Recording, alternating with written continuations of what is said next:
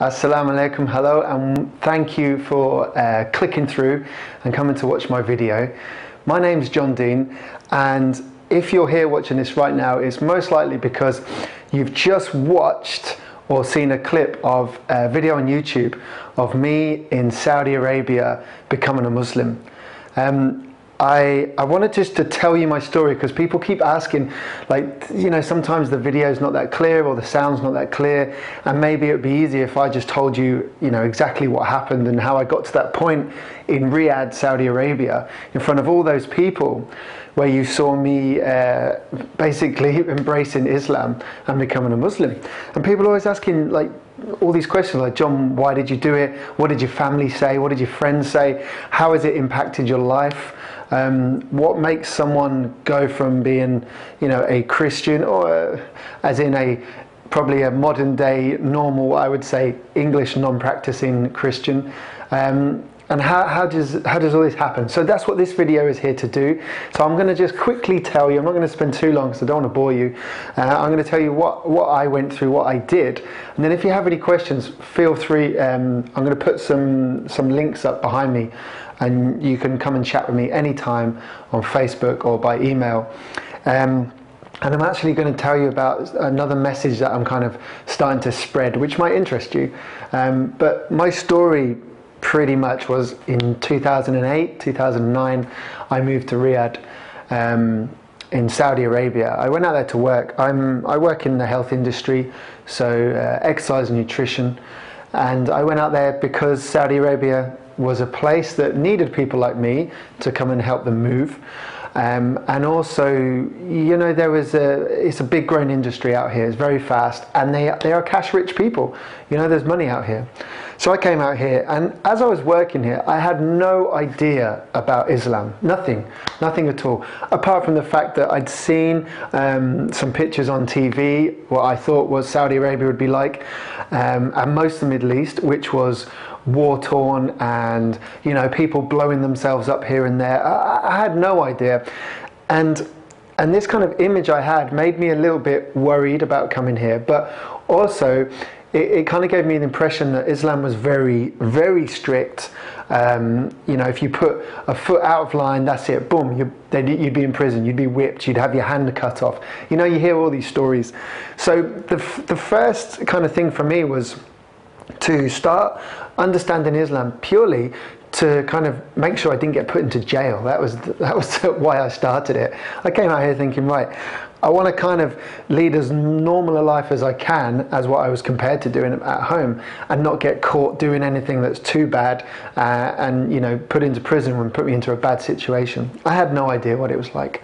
So I started reading a bit about Islam, and this is, you know, I'm someone that, you know, I've lived with lots of different people in lots of different countries.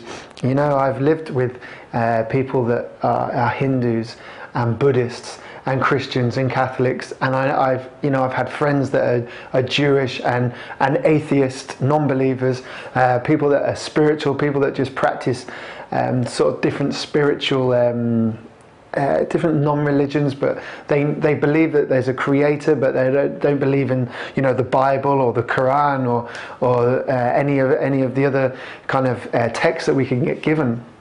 And I've always had this. I've always known that there's something bigger than us. I see. I can't. I'm not an atheist. I never have been. And I could never believe that, you know, boom, this was just one big accident. There's no purpose to my life. There's no connections with anything. There's nothing bigger than me. I am, you know, I am it. This is me. I can do what I want. I never quite believed in that. And as such, that kept me fairly grounded throughout life, but also interested in knowing more. So I guess I always had this thirst for knowledge into the kind of the unseen as such. And I used to read a lot of books, you know, people like Bruce Lee, Muhammad Ali. I was quite interested in martial arts and boxing, and I used to love the spiritual side of these guys, you know, where they would find, you know, where they would get their power from, their belief, their guts to keep going, you know. This is what excited me. And when I came to Saudi Arabia, it's one of those countries where you're like, at first, whoa, you know, lots of women are completely covered. All the men are wearing their traditional clothing, the thobe. And it's kind of very different from where I used to live, and it's not a very publicly smiley country. You go up to people don't smile that much to you when you're in the street.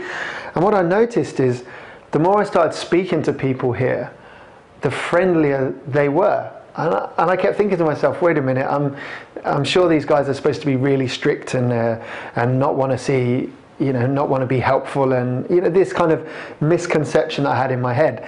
It turns out that the Arab people in general are probably the most hospitable and friendliest people on the planet. On top of that, it's the most unviolent and peaceful place I've ever been in my life. I don't have to watch my back out here. You can walk past a group of 10, 17, 18-year-olds at 2 o'clock in the morning, standing outside a mall or a coffee shop. You can walk through them and you don't have to fear anything. These guys, they'll be polite. Usually they say, hey, how are you?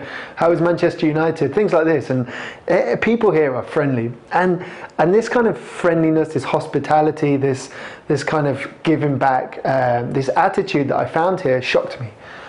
And it started making me think, wait a minute, if the people aren't like they seem on TV, there's no soldiers walking the street, there's no wars seem to be going on, there's no one blowing themselves up. If these things aren't happening like what I was led to believe, then maybe the religion is not so harsh and strict and restrictive and prison-like. So I started talking to my friends a little bit more about the religion. Like, how do you get on with this? You're a cool guy.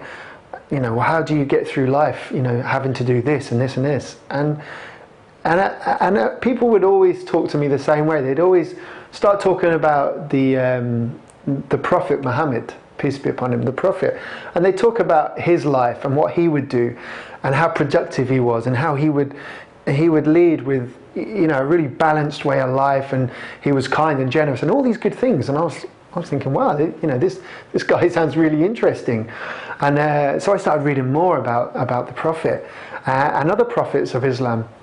And it just started flooding to me, this information, and how all the stories from the Bible and that I'd learned at school, how they were also in the Quran, and how these two religions were so closely integrated.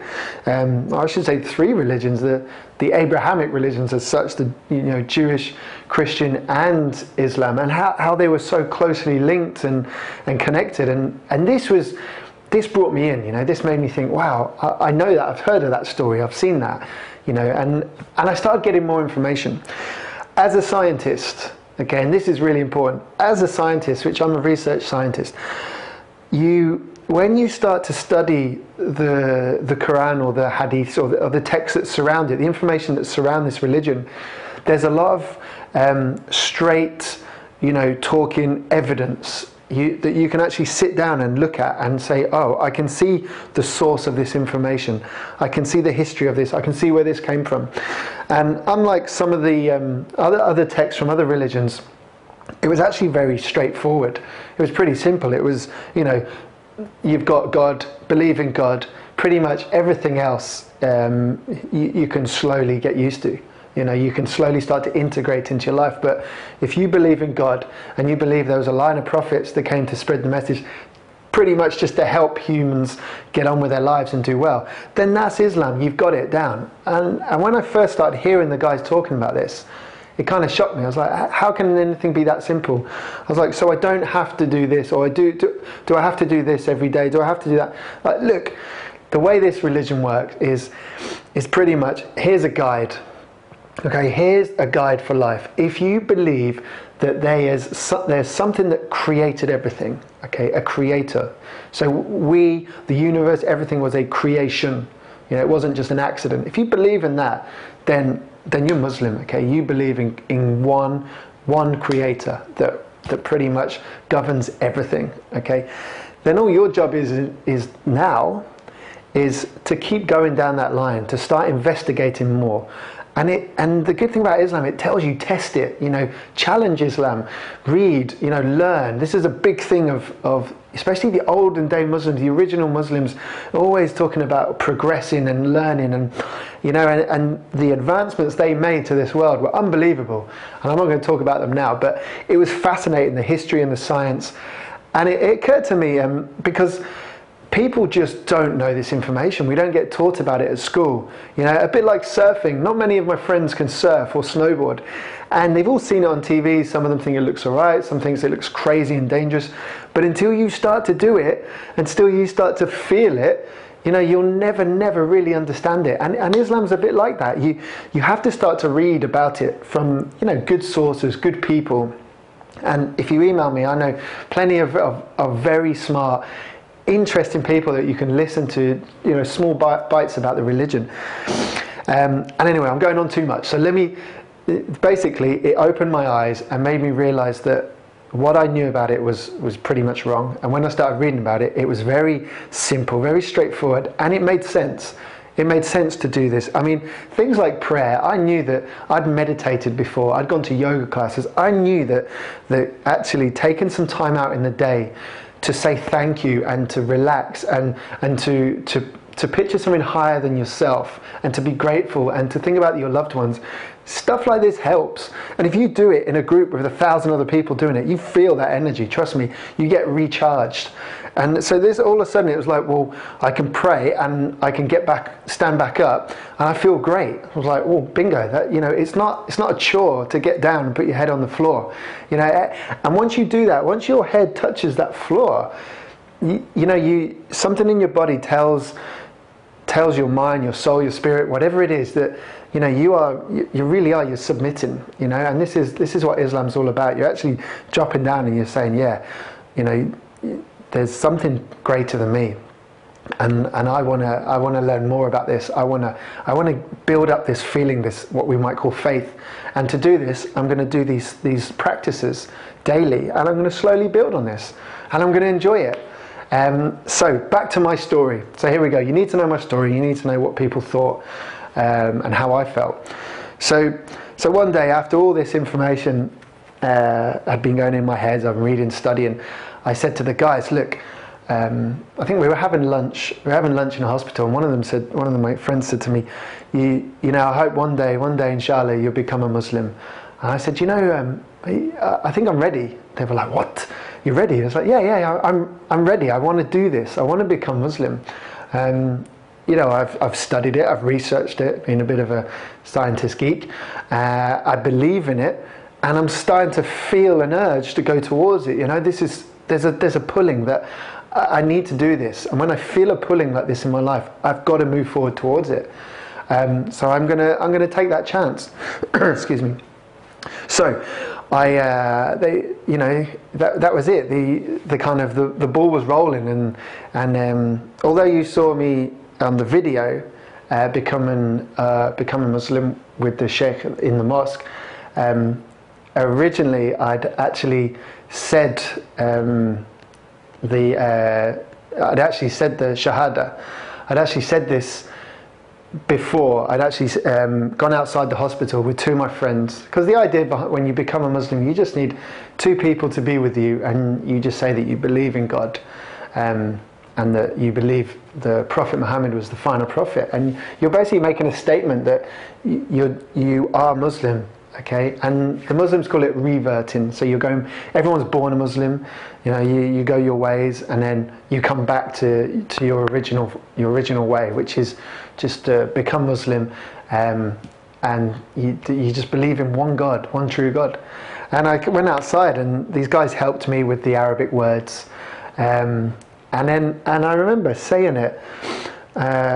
And not really feeling anything at the time, and just following the word, listen to the Arabic words they were saying, not quite sure what they meant at the time. We said it in English and then in Arabic, and then being embraced, hugging my two friends. Big smiles, it's interesting at the time. And then I remember walking back in the hospital, walking upstairs, and as I'm walking upstairs, I'm not kidding, the sound around me, it's very weird to explain, but so crystal clear in my head. Things started getting quieter for me on the outside, because I remember walking in and there's people saying, "Oh, congratulations," and colleagues that I worked with shaking my hands, and it was kind of like I couldn't quite hear them. Their volume was turned down. It's strange, but the volume inside me was starting to turn up. And it was kind of like someone was mixing in the sound quality on the outside versus the inside. And I was talking, and this sound inside me was getting louder and louder. And it was starting to get to the point when I was actually starting to get a little bit worried. So I was like, oh, like an emotional feeling, not happiness, not sadness, not anything I'd felt before. So I left and I said, I'm just going to the toilet. Went over to the bathroom, went in and locked the door. And just stood in front of the mirror, and this sound was increasing and this feeling was increasing. I guess the way to describe it would be feel like when a kettle's boiling, and I don't know, something like this. And you know something's going to blow. You've kind of got this feeling something's going to blow. I remember holding the sink, pushing water on my face, and thinking, what is happening? What is happening? And it got so loud that it got to the point, and I remember I just burst out crying. I was just crying and crying, and I remember crying and looking at myself crying in the mirror, and then I was crying so hard that I started laughing, because I was, why am I crying? So now I'm starting to laugh and cry, and I'm thinking, please, hope no one can come in and see me like this. And it was just one big kind of explosion of feelings coming out of me, and just like that, boom, it stopped. I remember just looking at myself like, whoa, what just happened? And at that point, I had this feeling of just peace. Just that's how I describe it, like peace with everywhere within me, the outside. It was unreal. I'd never experienced anything like that before, and ever since that day, I've never quite got that feeling of peace back, but I've always had it with me. It's never been that sort of in my face. But since that day, I've had this feeling. It gets me a bit now, but I had this. It was a completely different feeling for me, and it's changed my life since that day, and I've never looked back since. And it's kind of strange talking to a camera about it. It's still quite weird talking to anyone about it, but it was a very something that I can't explain. And that's what I love about spiritual moments like this. You just can't, there's no scientist that can measure it. It's just something between you and God, and if people believe it, they believe it. If they don't, they don't. If they experience it, then that's amazing. That's what I want.